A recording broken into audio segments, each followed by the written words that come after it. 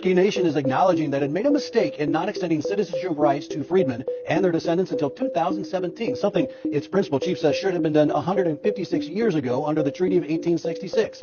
Kennedy Sepulveda, who reports on Native Affairs, joins us now with more on the long history that has culminated with an apology from Chuck Hoskin Jr. Kennedy. That's right, Rich. And nearly 12,000 freedmen descendants have enrolled in the Cherokee Nation in the last 5 years. But just this month, the Cherokee National History Museum in Tahlequah, Oklahoma, unveiled a new exhibit that honors freedmen and shares their story.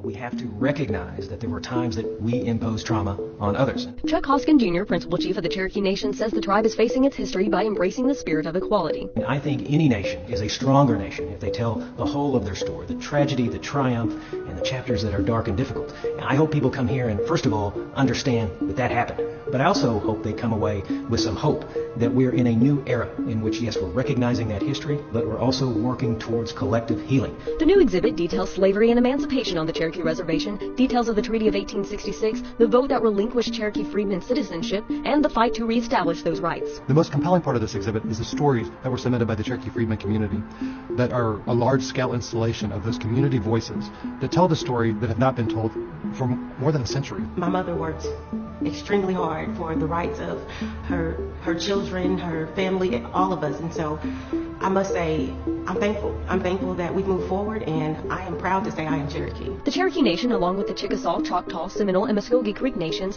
signed treaties in 1866 that abolished slavery in the tribes and granted full citizenship to freedmen. Article 9 of the Treaty of 1866, signed by the Cherokee Nation, states all freedmen and their descendants shall have all rights of native Cherokees. However, in 2007, the Cherokee people voted to define citizenship as by blood, which cost 2,800 freedmen their tribal citizenship. Cherokee Nation reversed that decision in 2017, and the Cherokee Nation Supreme Court ruled to remove by blood from the Constitution in 2021. We are going to hold the United States accountable for every part of every treaty that we have. We can't do it if we refuse to or deny the existence of provisions in the treaties that say, for example, we must give freedmen and their descendants all the rights of native Cherokees. The Seminole Nation also kept the long-standing promise to the Seminole freedmen, but 3 of the 5 tribes did not keep their promise from their 1866 treaties.